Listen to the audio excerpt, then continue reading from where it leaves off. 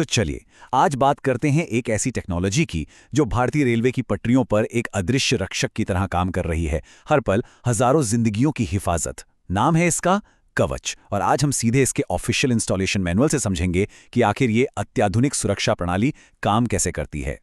अब सवाल ये उठता है कि इतनी बड़ी विनाशकारी घटना को रोका कैसे जाए। सोचिए, जब कोई ट्रेन पूरी रफ्तार से दौड़ रही हो तो एक छोटी सी जरा सी भी गलती कितनी बड़ी तबाही ला सकती है। बस इसी एक सवाल का जवाब देने के लिए कवच जैसी टेक्नोलॉजी को बनाया गया है। तो देखते हैं कि आज हम क्या क्या समझने वाले हैं। सबसे पहले जानेंगे कि ये कवच है क्या, रेलवे का सुरक्षा कवच। फिर देखेंगे कि ट्रेन और स्टेशन के बीच ये बातचीत होती कैसे है। इसके बाद इमरजेंसी में इसके ऑटोमेटिक ब्रेक कैसे काम करते हैं। फिर इसकी बनावट पर नजर डालेंगे और आखिर में ये समझेंगे कि ये सब इतना जरूरी क्यों है। चलिए शुरू करते हैं पहले हिस्से से और समझते हैं कि ये कवच असल में है क्या। तो कवच है क्या? देखिए, जैसा नाम है वैसा ही काम है। ये ट्रेनों के लिए एक कह सकते हैं एक ऑटोमेटिक ट्रेन प्रोटेक्शन सिस्टम है। मतलब एक ऐसा डिजिटल गार्ड जो कभी सोता नहीं, कभी पलक नहीं झपकाता। ये लगातार ट्रेन की स्पीड को कंट्रोल करता है और जरूरत पड़ने पर खुद ब खुद ब्रेक लगा देता है ताकि कोई हादसा ना हो। तो सवाल ये है कि ये डिजिटल गार्ड काम कैसे करता है। असल में इसका पूरा राज ट्रेनों और स्टेशन के बीच होने वाली एक लगातार एक नॉनस्टॉप बातचीत में छिपा है। इसे ऐसे समझिए जैसे कोई डिजिटल दिल की धड़कन हो। ट्रेन में जो लोको कवच यूनिट लगा होता है ना, वो लगातार स्टेशन पर मौजूद यूनिट्स को एक कम्युनिकेशन पैकेट में डेटा भेजता रहता है। एक तरह से वो अपनी खैरियत का संदेश देता है कि हाँ, सब कुछ कंट्रोल में है। और हाँ, ये सिर्फ एक सब ठीक है वाला मैसेज नहीं होता।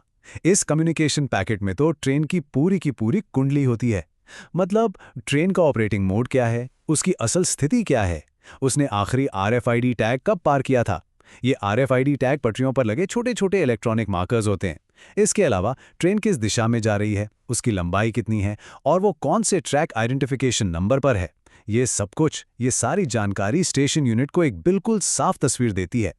लेकिन सोचिए, अगर ये बातचीत, ये कम्युनिकेशन अचानक टूट जाए या फिर इससे किसी खतरे का सिग्नल मिले, बस यहीं पर कवच अपना सबसे जरूरी, सबसे क्रिटिकल काम करता है। मैनुअल में साफ साफ लिखा है, और यही कवच की सबसे बड़ी ताकत है कि आपातकालीन स्थितियों में लोको कवच स्वचालित रूप से ब्रेक लगाता है। मतलब सिस्टम किसी इंसान के ऑर्डर का इंतजार नहीं करेगा, वो खुद तुरंत एक्शन लेता है और ब्रेक लगा देता है ताकि किसी भी विनाशकारी घटना को होने से रोका जा सके। तो ये तो समझ आ गया है कि कवच करता क्या है। अब जरा देखते हैं कि जो स्टेशनरी यूनिट है, जो स्टेशन पर लगी होती है, उसकी बनावट कैसी है। मतलब वो कौन सा हार्डवेयर है जो ये सब मुमकिन बनाता है। देखिए, स्टेशन पर जो कवच यूनिट लगी होती है वो 1 से लेकर 4 तक बाड़ों यानी एनक्लोजर से बनी हो सकती है। ये इस बात पर निर्भर करता है कि स्टेशन यार्ड कितना बड़ा है और कितने इनपुट्स की जरूरत है। मतलब छोटे स्टेशन के लिए 1 एनक्लोजर और बड़े स्टेशन के लिए शायद 4। इसको समझने के लिए 2 जरूरी हिस्सों को देखिए। पहला है टॉप बिन। ये किसी भी स्टेशन पर प्राइमरी यूनिट होती है। इसमें सारे मेन कंट्रोल कार्ड्स और पावर सप्लाई होती है। और दूसरा है बॉटम बिन। ये एक तरह की एक्सटेंशन यूनिट है। मतलब जब टॉप बिन की कैपेसिटी से ज्यादा इनपुट संभालने होते हैं तो एक बॉटम बिन और जोड़ दिया जाता है। ये डिजाइन इसे काफी फ्लेक्सिबल बना देता है। तो फिर वो कौन सा नंबर है जो ये तय करता है कि एक बिन काफी है या और चाहिए? वो नंबर है 96। जी हाँ, 96। अगर स्टेशन पर इनपुट की संख्या 96 से ज्यादा नहीं है तो सिर्फ एक टॉप बिन से काम चल जाता है। लेकिन जैसे ही ये 96 से ज्यादा होते हैं तो फिर अतिरिक्त बॉटम बिन्स की जरूरत पड़ती है। और एक और कमाल की बात है इसका स्टैंडर्डाइजेशन। हर एनक्लोजर, हर बाड़े की चौड़ाई ठीक 19 इंच होती है। ये एक स्टैंडर्ड साइज है जिससे मेंटेनेंस और अपग्रेड करना बहुत ही आसान हो जाता है। इसी तरह इसकी ऊंचाई होती है 6U। अब ये U का मतलब है रैक यूनिट। ये भी एक स्टैंडर्ड मेजरमेंट है जो इलेक्ट्रॉनिक्स रैकिंग में इस्तेमाल होता है। इसका फायदा ये है कि सारे मॉड्यूल, सारे कार्ड्स इसमें एकदम परफेक्टली फिट होते हैं। मतलब हर चीज अपनी जगह पर। तो हमने इसके हार्डवेयर को समझ लिया, इसके काम करने के तरीके को भी जान लिया। अब इन सब बातों को जोड़कर ये देखते हैं कि आखिर ये सिस्टम इतना जरूरी क्यों है। Why this is so important?